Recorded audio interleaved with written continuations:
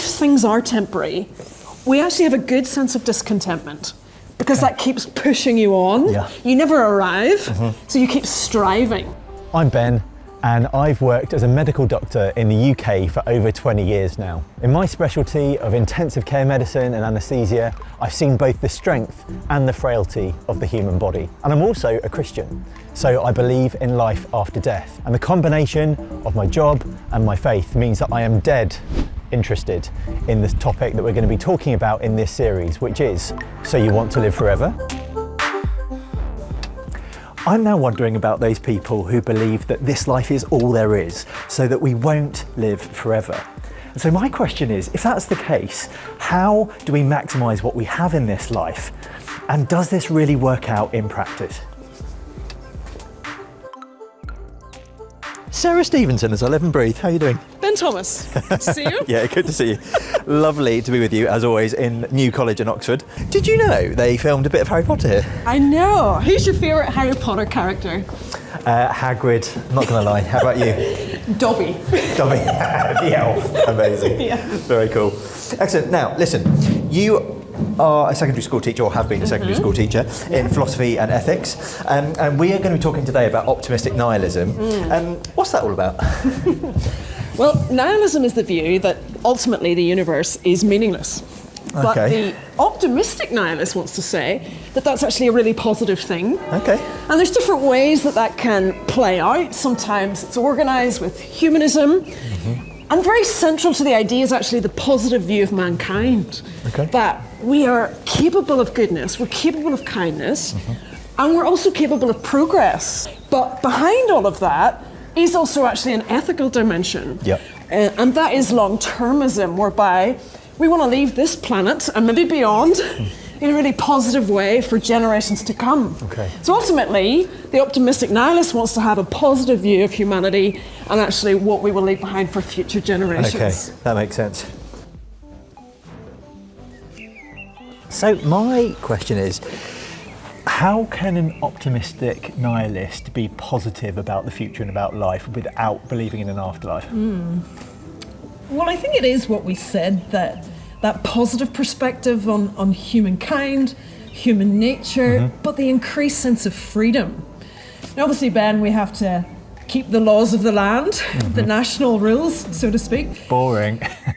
But there isn't that outside religious oppression.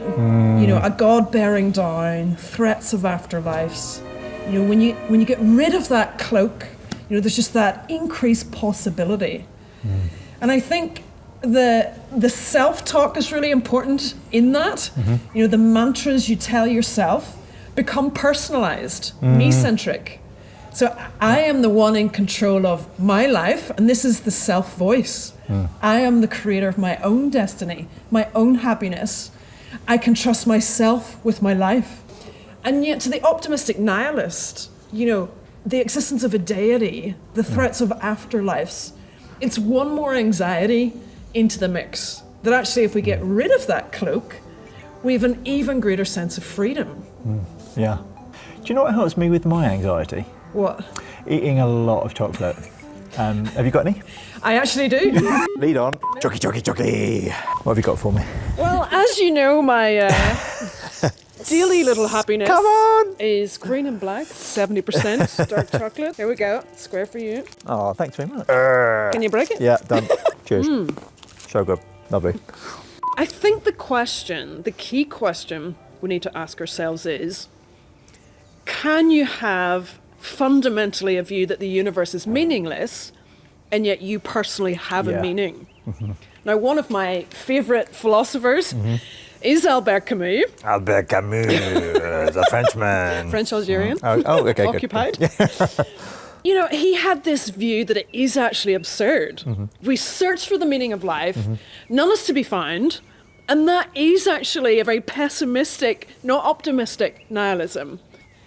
And in fact, you know, if I'm to cry out into the universe itself, what is the meaning? What is the meaning? What is the meaning? You know, there's no voice back to me giving an answer. Hello. That really does sound bleak to me, and I think I have seen that in the hospital situation where you've got relatives who've lost loved ones, and although I totally understand that they would be understandably very grief-stricken by that, it seems that when their loved one dies, they've lost their whole world, not just someone precious to them, but they've lost kind of their whole life. Does that make sense? It does make sense, Yeah. because I think the pessimist nihilist in response to the optimistic nihilist is maybe sensing more the temporariness of what it is they're trying to put their hopes in. So the kinds of things that people do put their hopes in, if we're just being real about this, our spouses, our kids, the people that we love, and yet we know that if something goes wrong, or even the temporary nature of trying to put all of our hope in those people, that we end up either crushing them with our hopes, or we end up, as you say, being completely wrecked if anything goes wrong. And even in other kinds of things, our hobbies, our jobs, even if they're going really well, there's just that sense of temporariness. Yeah. And that is always at the back of your head, the fragility of trying to place your hope in something that you know is not permanent. Yeah. So the clincher for me in this then is it possible to hope truly in anything that is temporary? Well, the optimistic nihilist wants to say yes, as we've explored. Yeah. That's all kinds of progression. It's looking after the planet. It's leaving things well for future generations. And I think it's important to note perspectives such as the philosopher Eric Wielenberg, who would like to posit that actually it's a positive thing, because if things are temporary, it actually keeps you in a good way discontent, because you're more competitive. You never make the end, so you continue to compete and be successful.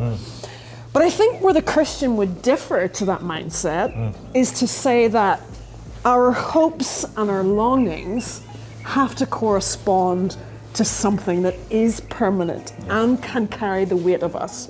And speaking of weight, C.S. Lewis in The Weight of Glory, he made that point that actually it's not about temporary happiness or placing our trust in circumstances, but actually outside of those things, we need something robust. And if you do place your hope in something permanent, something eternal, then actually it takes the pressure off of this life.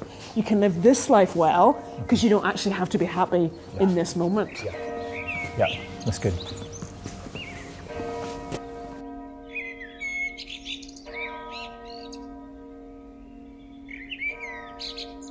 All this talk of death and dying and eternal life is quite extraordinary. There's no denying that. So that's why I'd love you to join us for the rest of the series, when I'm going to be interviewing a whole load of friends and colleagues about death and dying and eternal life from multiple different worldviews.